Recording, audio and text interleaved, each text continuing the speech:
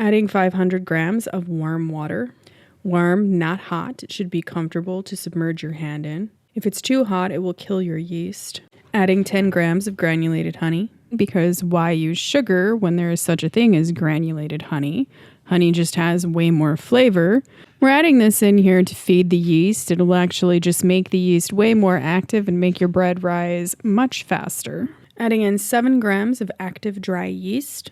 So I made basic white bread a few days ago and it was all right. I mean, I ate it all, so it couldn't have been too bad, but I didn't quite make enough dough. So this time I wanted to make a little bit more dough, but I also wanted a little bit extra to make something sweet on the side. Give it a good mix and let it sit for 10 to 15 minutes.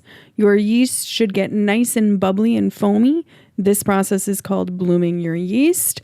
We do this to make sure that the yeast is active so we don't waste all of the other food ingredients. If your yeast doesn't foam up and get all bubbly like this, it is likely dead. It's possible that it was too old. It's also possible that your water was too hot and cooked the yeast alive, killing it. Adding 10 grams of whole milk powder, because why milk a cow when you can just use its powder? You can substitute in milk for this milk powder, just reduce the amount of water and add milk instead. The addition of milk does a few things. It helps the dough to brown, it adds flavor, it does change the texture of the finished product. It will make it a little bit more flaky or cakey and a little bit drier, which is really good for some bread products like pastries or sandwich bread. In total, there's 700 to 800 grams of bread flour. To start, I'm only adding 500 grams of the bread flour. You can substitute the bread flour for all-purpose flour. If you want your bread to be a little bit more flavorful, you can substitute some of the flour for whole wheat flour. I'm testing the effects of adding a whole egg into the dough. The loaf of white bread that I made previously, it was a little bit too dry for my liking. The egg is entirely optional and you can absolutely leave it out. Adding in 7 grams of salt. I'm going to go ahead and start mixing this on a very low speed. If you don't have a mixer, you can absolutely mix and knead this by hand. I did the math on this, and an ex-boyfriend bought me this stand mixer 15 years ago. I'm glad I can make something last. These KitchenAid stand mixers, like if you were ever on the fence about getting one of these, I would really strongly consider it. They make multiple different sizes now, and they're multiple different price ranges, but I feel like it's one of the few products that is made today that is built to last longer than 99 to 100% of all your relationships. Mixing this up until everything is incorporated and smooth. The paddle attachment would be much more efficient at mixing at this stage, but it does mean that you have another doughy attachment to wash. I guarantee you that those professional chefs that you see switching the attachments pay someone else to wash them. Now that I've made some sexy gloop, I'm going to go ahead and slowly start adding in the last 200 grams of flour that I kept out. Basically what I'm doing here is I just want to add in enough flour until the dough starts to pull away from the sides of the mixer.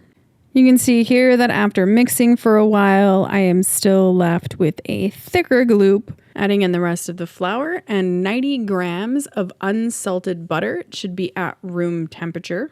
If you wanted to use salted butter, just go ahead and reduce the amount of salt that was added in earlier. You may need to mix or beat this for a little while to achieve this. Don't immediately add in more flour just to get it to stop sticking. Sometimes it just needs to be worked for a while to get the gluten structure to happen, to make it so that the dough just does not stick to the bowl anymore. You can see that this is what we wanted. The dough is all stuck to the hook. It's no longer sticking to the sides of the bowl. The sides of the bowl are almost completely clean. But you can see when I pull this up that this dough is almost like the texture of oatmeal. It's quite wet and would be rather difficult to handle with your hands at this point. It doesn't really have a whole lot of gluten development at this stage.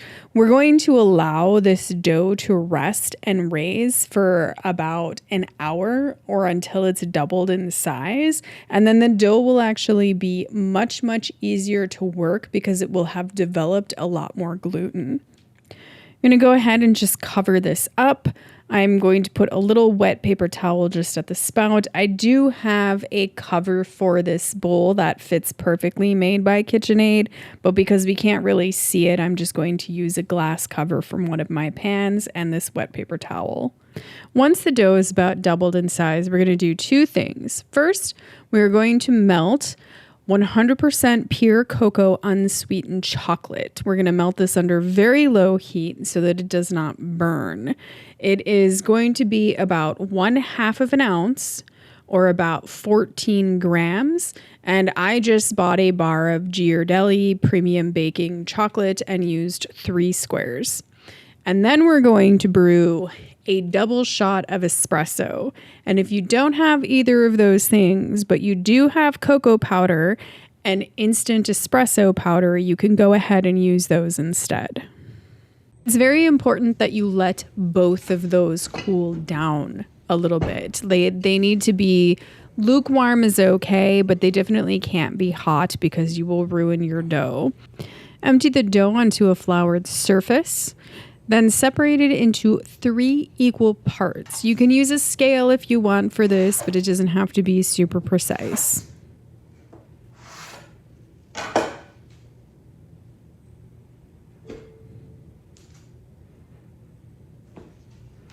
Take one part of the dough and put it back into the stand mixer.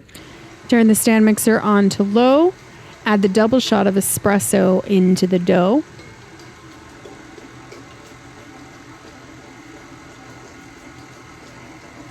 Add 2 teaspoons of instant espresso powder and 1/2 cup of flour.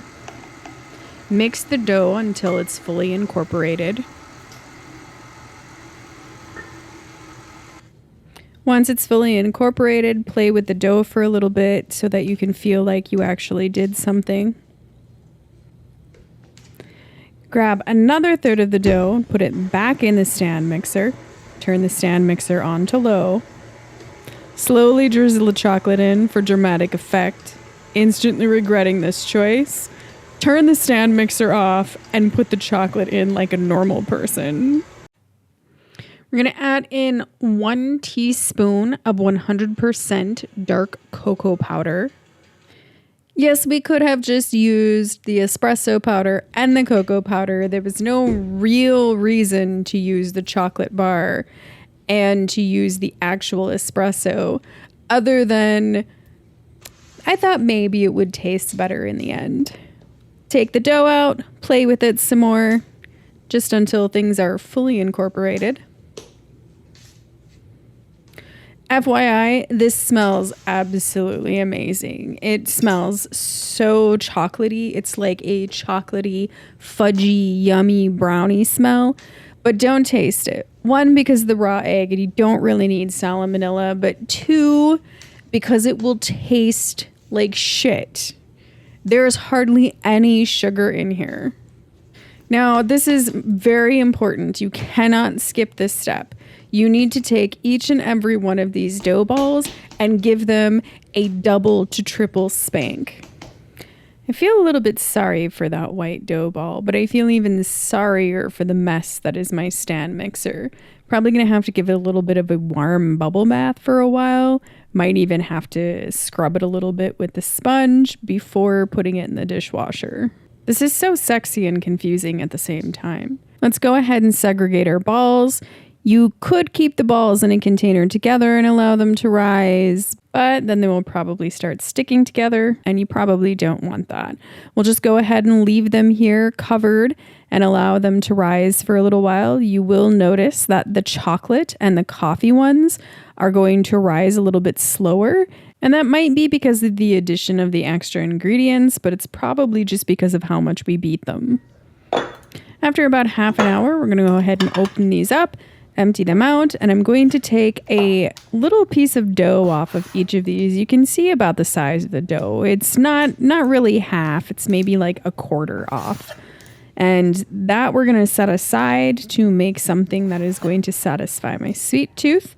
Then we're going to take each one of these and stretch them out and get some of the air out, shaping each one into kind of a long log shape. We're going to lay each one on top of each other, kind of like Neapolitan ice cream. And we're going to roll them up kind of like how you would roll a cinnamon roll. You really want to roll this up. So you can see how hard I'm squeezing this to just really kind of get like as many layers in this roll as humanly possible. And so when we have one really big log shape, then we're just gonna flatten it out again. And once again, we're gonna grab it by the end and we're going to roll it up again, squeezing really, really tightly because again, we want as many layers of this dough as we can get in here. You can see that I'm rocking it kind of back and forth because there's a lot of resistance here. So we're just gonna keep rocking it, keep squeezing it, keep rolling it. And then once we have our final log shape, we're gonna put it back in a container to rise until it's about double in size again. Until then, we're just going to cast that aside and we're going to handle our small dough balls. We're just going to squeeze some of the air out of these small dough balls, rolling them around, rolling them up. Then we're just going to chop them up into little pieces. We're going to cover them with sugar and cinnamon, and then we're going to put them in a container while we prepare some caramel.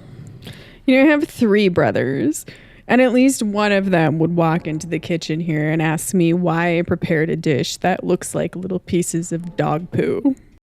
Spoiler alert, I didn't actually go to caramel making school, but I have seen every single original episode of Iron Chef. I did learn one thing, and that is how to just absolutely and totally wing it at all times.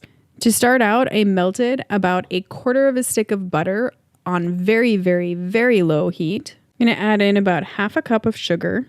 I added in the rest of the cinnamon sugar mixture that I had before. I do not recommend adding the cinnamon in. It makes it taste a little bit strange. Stirring constantly, we're going to wait until it liquefies and starts to turn a light caramel brown. Mine is just a little bit darker than it should be. We're not going to use the B word. So once it's turned a light caramely color, turn off the heat, let it cool down just a little bit, and then slowly add in 1/2 cup of heavy cream. As soon as the heavy cream hits the hot sugar, it's going to cause it to bubble up like crazy. Use a much deeper pan than I did. For optimal caramel crack, you want to make sure that you put in about 1/2 teaspoon of salt. Cooked sugar like this reaches really, really high temperatures, and if you get it on your skin, you can get some very, very serious burns. We're going to take the caramel and put it in a layer at the bottom of the dish that we're going to bake our dog poopy pieces in. Let that cool down, and then dump the dog poopy pieces into the dish, and then just continue to let it rise. Preheat the oven to 350 degrees. Once the bread loaf has doubled in size, bake for 30 to 45 minutes until the top has formed a nice brown crust.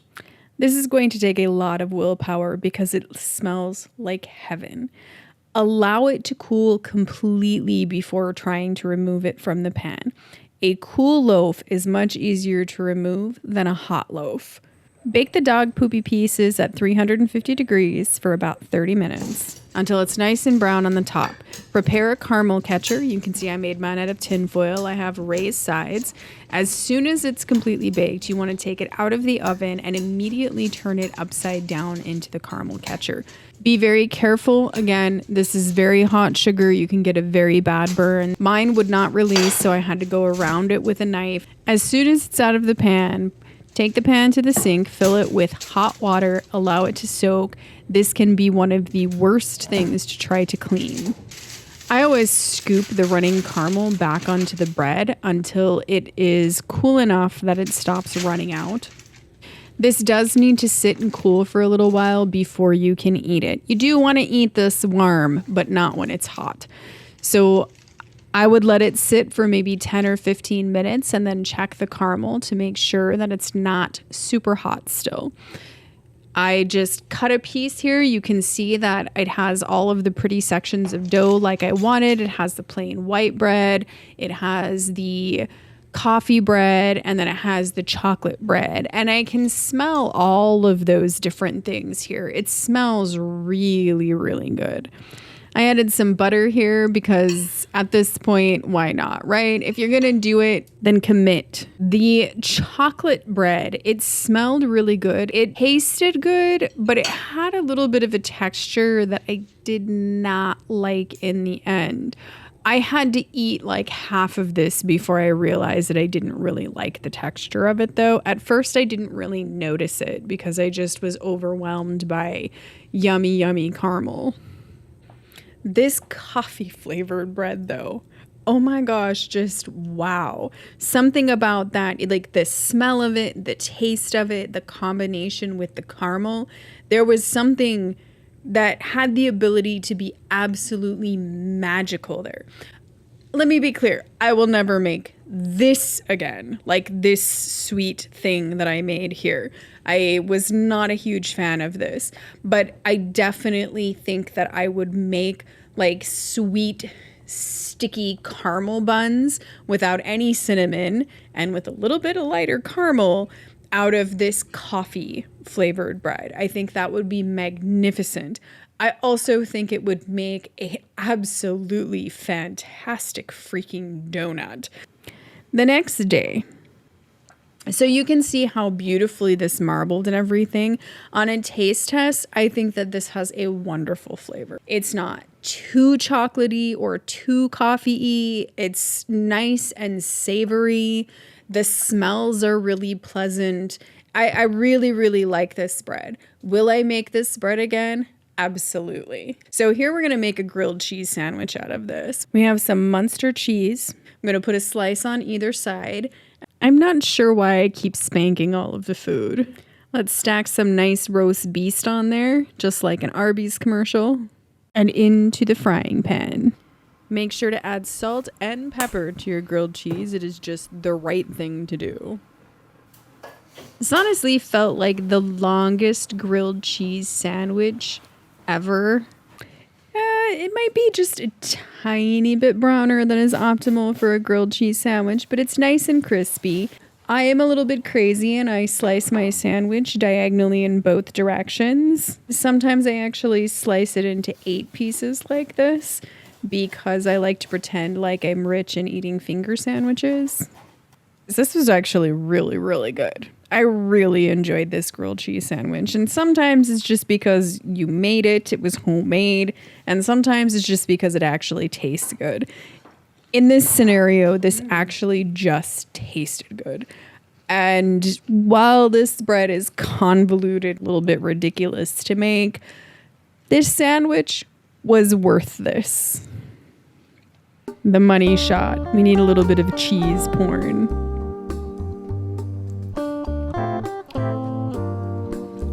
I did also try a piece of bread just toasted with butter on it. Also really, really tasty.